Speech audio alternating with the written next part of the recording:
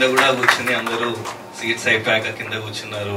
పెద్దవాళ్ళు, women, men, పిల్లలు, చిన్న పిల్లలు అందరూ అసలు ఎంత ఎంజాయ్ చేశారు, నవ్వారు, టెన్షన్ పడ్డారు, షాక్ అయ్యారు, సర్ప్రైజ్ అయ్యారు, క్లైమాక్స్ లో కన్నీళ్లు పెట్టుకున్నారు.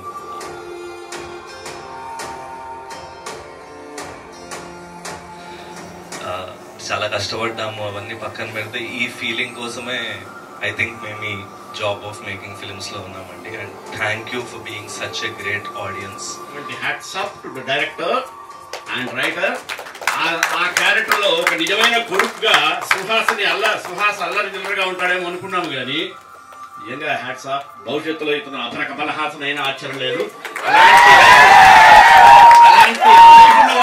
ఖచ్చితంగా ఇది అందరిలో జరిగేదే.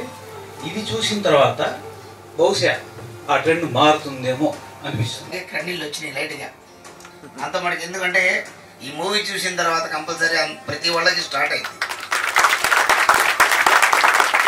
ఈ మూవీ క్లైమాక్స్ మీకు అర్థమైంది కదా, ఆ క్లైమాక్స్ బయటికి అనౌన్స్ చేయొద్దు ప్లీజ్, దయచేసి. అందరూ చూడాలి అని చాలా కష్టపడుతున్నాము. సో మీ సహాయం కూడా మాకుంటే మాకు సక్సెస్ వస్తుంది. And thank you very much on behalf of thank you.